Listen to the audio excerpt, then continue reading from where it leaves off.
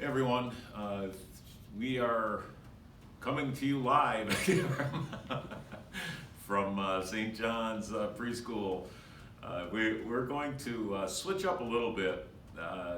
We went from the Psalms and weekly comfort of what I would consider a well-known comfort section of Scripture. And after several weeks, thought maybe it'd be good for not only for you but for me to switch things up a little. And I thought maybe this would be a great opportunity to actually study through a book of the Bible and a letter, really. I actually was looking at doing Romans 8:28. We know that in all things God works for the good of those who love Him and are called according to His purpose. And there's so much in that, and as I started looking at it, rather than doing that for a comfort section, I thought it would be good to just look at how do you study a letter of Paul. We looked at some of the other different kinds of literature of the Bible. I thought, man, we'll shift gears and let's walk through a letter, and let's walk through Colossians. It happens to contain my favorite couple of verses, a little section of Paul's writings, at least as far as meaning to me, which we'll get to. So I thought we could look at Colossians. Might be fun to go through that and just depart and look at an entire book of the Bible. As we go through, as much as anything, this is I'm hoping to use this just to illustrate to you how how at least how I study the Bible. Everybody's a little different, I think. Even pastors in our circles, how to study it and methodology and things like that. But generally, it's all the same. I'll take you through how I kind of look at studying one of Paul's letters anyway, or one of the many letters of the Scriptures. Paul happens to write most of them. Which brings me to the first important point when you study the Bible. It's not just one book. It's 66 different books, and they're all different. We went through several of the Psalms. Psalms are songs. They're poetry, and they have grand ideas in them. And you study that in the way that you do. And we went through several Psalms and introduced you to kind of looking at and studying those. There are narrative sections or prose sections, historical sections. The Gospels are those. Genesis and Exodus are those types of books. Just recording history. You read that a certain way and you study it a certain way. Psalms are one thing. There's just so many different forms of literature that are there. Paul is, it's a letter, it's different. But remember that the most important of all these things, whatever book that you're reading, understand context and how interpretation works. I don't want to talk politically, don't get this wrong. There is a debate raging, and you see it doesn't even rage, it's just two different sides and ways that you look at, let's say,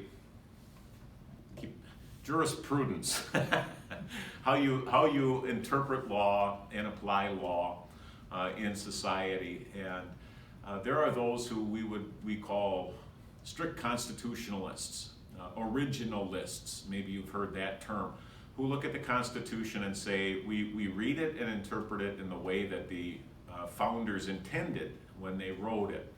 And then there are those who say it's a living, breathing document, and we interpret it and we apply it in different ways, given that times change and circumstances change, therefore the law should change. And those two different ways of viewing the Constitution are really explain how you get, quote unquote, different, conservative and liberal judges.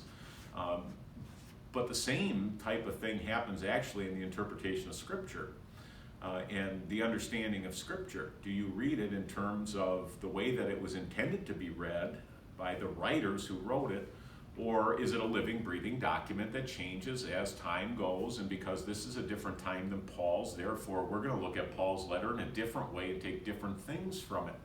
And so you have a conservative and a liberal way of reading the scriptures too. We fall way into the camp of what would be, I suppose, in that way of thinking, a conservative way of looking at it, an originalist way of looking at it. It's called historical, grammatical way of looking at it. But in essence, the big word is context. That is, you just don't pull a verse out and make up what you think that verse says and just fly with it. A verse finds its meaning sitting in a bed of verses around it. And this section, what we might call a paragraph or a line of thought within a section, finds its meaning sitting in a particular chapter or two or larger section or the book itself. And even the book itself finds its meaning as it's sitting in the entirety of the scriptures, because the Bible is given by God to a sinful fallen race with a specific purpose.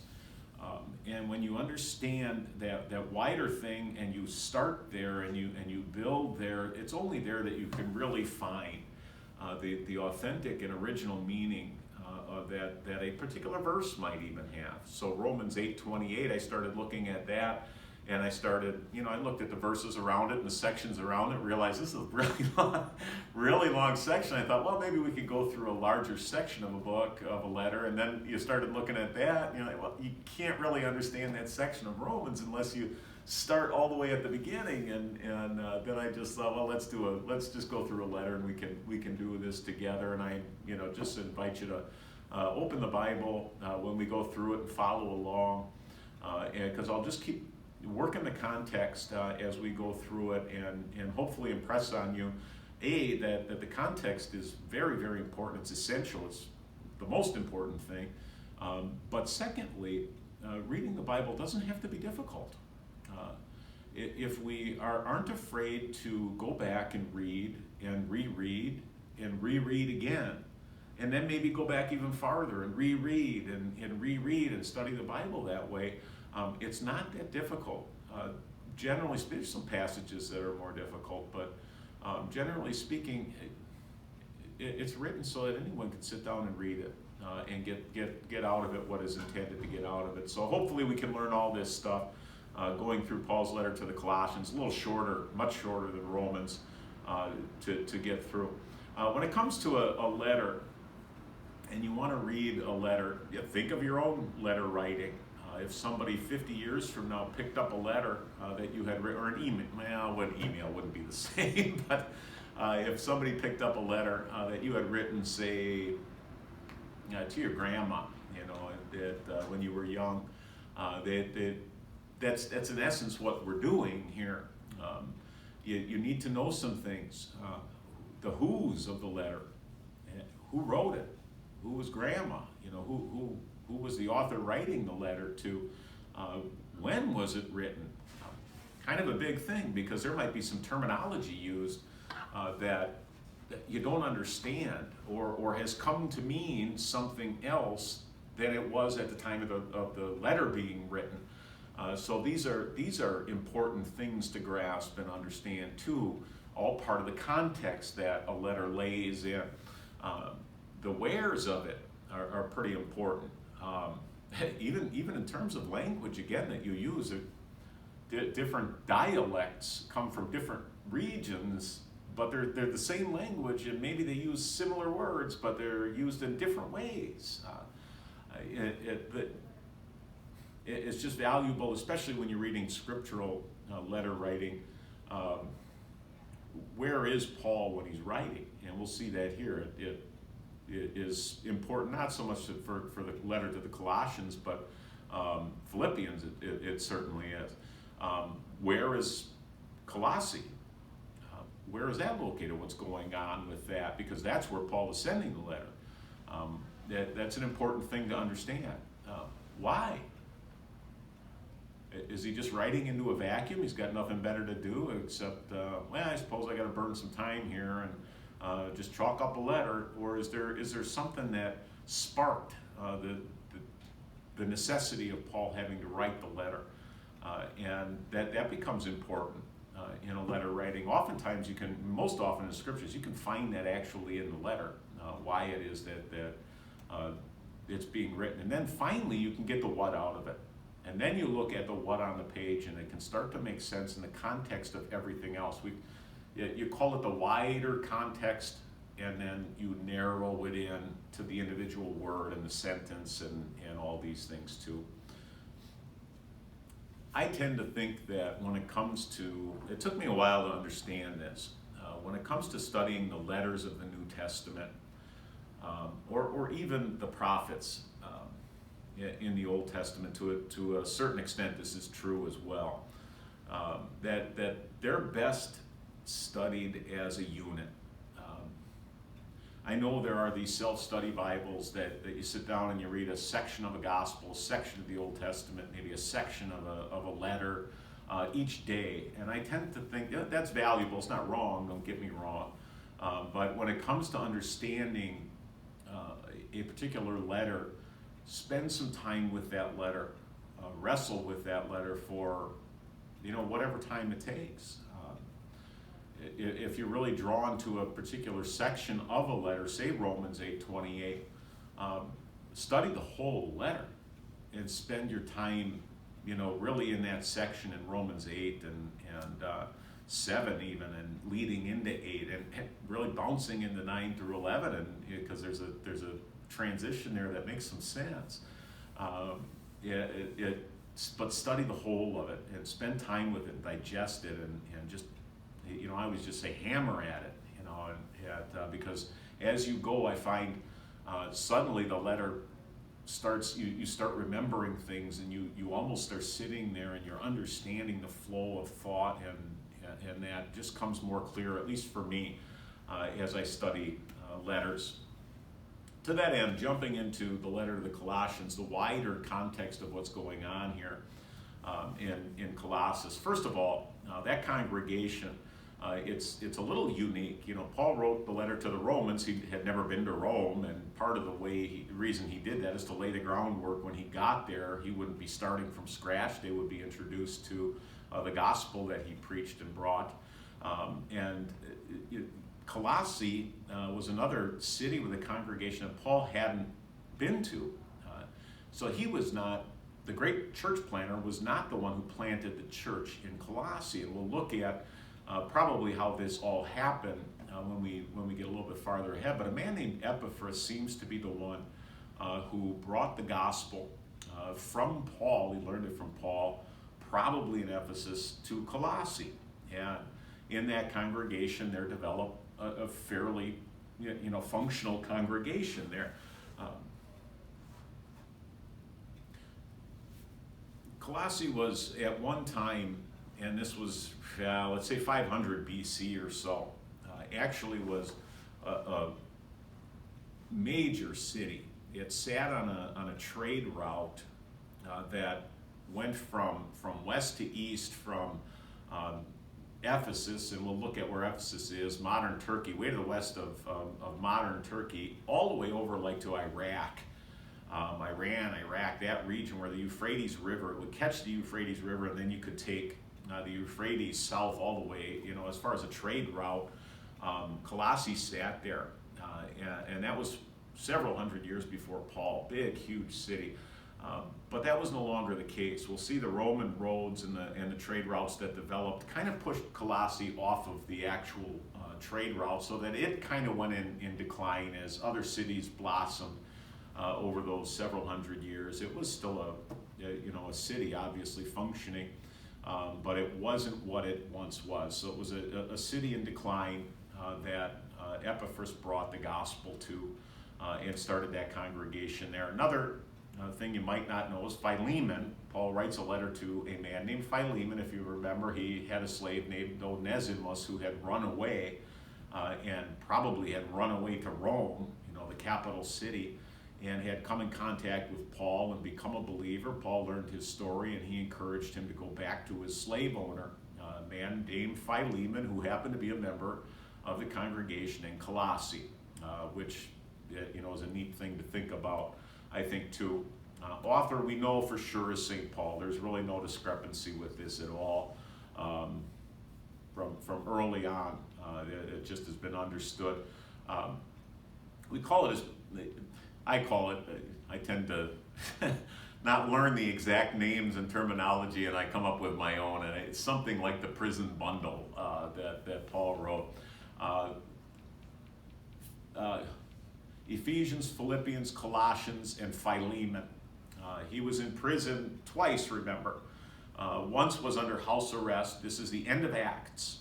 You read that he was there for 2 years, and freely and boldly he preached the gospel to anyone who came. And that's kind of where Acts ends. And that's his first imprisonment. And it's somewhere around 60 to 63 or something like that. Early 60s was when he was in prison there. So he wrote this probably around 61, 62, somewhere in there. But as part of a bundle. Ephesians, Philippians, Colossians, Philemon. Ephesians and Colossians are very similar. There are a couple of sections that kind of mirror each other, which again makes you kind of think maybe Paul wrote these kind of at the same time. He writes one and then he sits down and says, well, as long as I'm writing this, I'm going to write another one. And you have some of the same thought patterns and things going on, leads you to believe that. But he writes a bundle of prison letters, and there's a reason for that. If you think of this little map, this is the western side of modern Turkey, Asia Minor, in that day. The city of Ephesus. If you remember Paul's journeys, he was there for it was 2.5 years, something like that. Into 3 years he was there, longest he stayed anywhere, preaching the gospel. And we read that the gospel from Ephesus was taken out into the whole province of Asia. And so you can see where Colossae is to the east there, that during that period it was taken there. Ephesus is a cool story. That was Paul's, I don't want to say his favorite congregation, but it was very dear to him and beloved. There's a scene of him crying with the Ephesian elders when he said goodbye to them, knowing he wasn't going to be back again. But Ephesus seems to have had a very, very strong evangelical spirit, and that translated into wanting to share and take the gospel to cities around it. And if you look up to the north, you see 3 cities, Smyrna, Sardis, and Philadelphia, along with Ephesus, and over by Colossae, Laodicea, which kind of became a bigger issue than Colossae. You can see where it sits right on the corner of 4 roads that came together. Well, now they're getting all the traffic. Colossae was kind of off the beaten track of the modern trade routes, so it was in decline while Laodicea was on the rise. If those names sound familiar and you scratch your head and you go, well, I wonder where in the world do I hear those? In the beginning of Revelation, which was written in the middle of the 90s AD, John has a revelation. Jesus dictates 7 letters to 7 different churches. 5 of them are up here: Ephesus and Colossae, Smyrna, Sardis, Philadelphia. And then the 2 that are north of Smyrna and Sardis are Thyatira. Yeah, it's not important. You can check yourself. I want to say Phrygium, but I don't know if I'm right on that. It is what it is. But so you can see how the gospel, though, it was founded in probably about 53 AD or 52, 53 AD. By the time you get 40 years past this, there are at least seven well-established congregations in this region. So Ephesus did a really good job of spreading the gospel and founding congregations out of it. You can see that, and that's not the only place that happened. That happened in other places as well. So some of the history of that congregation, where it came from, how it came to be. I read someone who thought that maybe Epaphras actually was a native of Colossae, which is the reason why a city in decline off the beaten path actually would have had the gospel. Otherwise, you would think maybe you'd go to the more major cities than that. Everything else is along a trade route. And I don't know if there's much to that or not. I haven't researched it all that deep. Why does Paul write the letter? Well, there's a bit of a two birds with one stone thing. He's sending a whole bundle of letters. Philippians seems to be a little bit later, sent on its own. But he writes the letter to the Ephesians, to the Colossians, and then also to Philemon, who's a member of Colossae. So it's not as if there were mailboxes all over the place where you just lick a stamp and throw it in and the thing goes off. He had couriers. And if he knew that there was a courier going from where he was to a certain place, that was a great opportunity. As long as you're going, take this letter with you. He was writing anyway. One of the couriers' names was Onesimus. Remember, Onesimus is the one who brought the letter to Philemon concerning Onesimus. A cool story. But as long as you're heading there, part of it is, well, let's send a letter to the Colossians. Not the major reason, but that seems to be the reason why he probably wrote Ephesians. He's not addressing any problems in Ephesians, but as long as you're going that way, heading through Ephesus to Colossae, and I'm sending these two letters, I'm going to sit down, I'm going to write one to that congregation I love so much in Ephesus. And then you send a whole bundle of them along the way, maximize efficiency and all that. But mostly why he's writing this letter is that he had received a troubling report. He was sitting in prison, 62, and Epaphras shows up in Rome. That's a long journey, over 1,000 miles from Colossae to Rome. So there's something going on that really is troubling Epaphras, that he would travel all that distance to bring a report to Paul. And it seems as we go through this, you'll see this, and this is, again, you can pick this out of the letter. There was a compromise happening of the gospel of Jesus that they had first been introduced to and they knew, with this idea of human effort, of an outward, observance of do this, don't do that type of thing. It seems to have ties into Judaism, although Colossae, if memory serves, didn't even have a synagogue, so there's not a real strong Jewish contingent there. But it was never really the Jewish thing. The problem is the idea of human effort, as if we need to do something. There's something more that has to be done than what Christ has already done. There's that going on. There also is this idea that, well, Jesus is it's a nice story, but it's very rudimentary. It's very simple to remedial even. There's more to it than that. There must be some kind of philosophy, some kind of intellect, some kind of revelation beyond that's bigger than just sin and grace, and be done with it. And that's starting to, and those two things are like blending together, it seems like, in the congregation. So there's false teachers obviously behind it, and this is what's going on. Epaphras, who had first brought the gospel there 10 years before this or so, and saw that congregation going out, and as a guy who was the missionary who started the congregation, you have a real special attachment to it, and he sees this going on, and he's really troubled, and no doubt tried to fight it as it developed, and after a while just thought it was bigger than him and said, I got to go talk to Paul. I don't care if he is 1,000 miles away. And that's what he does. And Paul writes a letter in response to those conditions, probably as an answer to a request from a friend and a co-worker named Epaphras to deal with those issues in that congregation. So that's really kind of the background of that letter.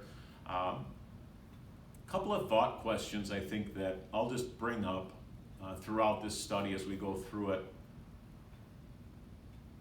What do you think religion is?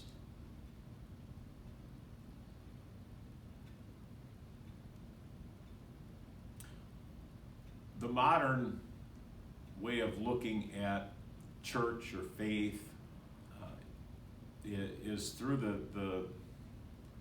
verbiage spiritual. I'm spiritual. As long as you're spiritual. I don't want to be religious. And I understand that. To a certain point, I understand it. I think we've jumped the shark on what religion is and spirituality in our culture by and large, what I'm observing anyway. And maybe, it's probably a really great time to relive what religion truly is authentically and rein it back in. But just a thought, what do you think religion is? What do you think faith is? What is spiritual life? What does it mean? How does it show up? Does it impact your day-to-day life?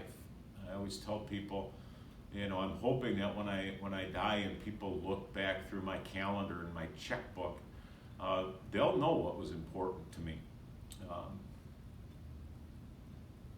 Is that religion? Is that necessary? All these questions are really good to think about for yourself as we go through Colossians, because they were wrestling with something similar. This is a great one. We live in a day and age, and right now we're right in the middle of it. And I just had a great conversation on the phone with somebody I hadn't talked to in years yesterday. We are at a borderline, if not full-throated praise and salutary worship of science and medicine and human achievement and everything else. If God can use this virus that is going on as a way of dethroning that and making us look higher than anything on a human level, he will have accomplished a tremendous thing for the spiritual impact in life and well-being of people everywhere. What do you think of human intelligence and achievement and advancement, and how do you participate in it? Whether it's you personally or your kids, how do you talk about schooling with your kids? How do you talk to them about what human beings are capable of? All these things. Again, in Colossae, it's 2,000 years ago, but it's not like these things weren't talked about. It's not like these types of things weren't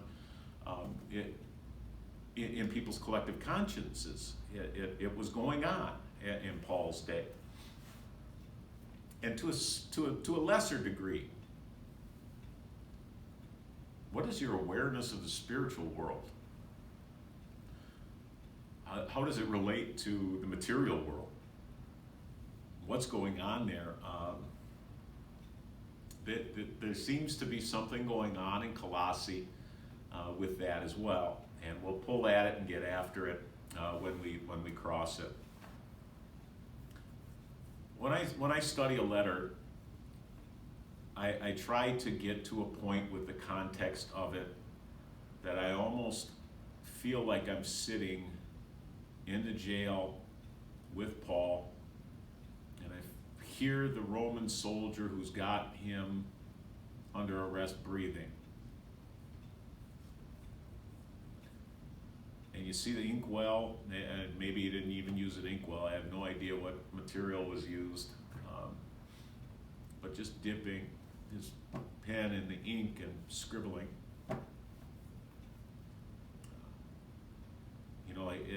Epaphras sitting there waiting for the letter to get done so he can take it back. Both of them heartbroken, worried about the false teaching that was going on, the fact that people who were blood-bought souls were falling into it.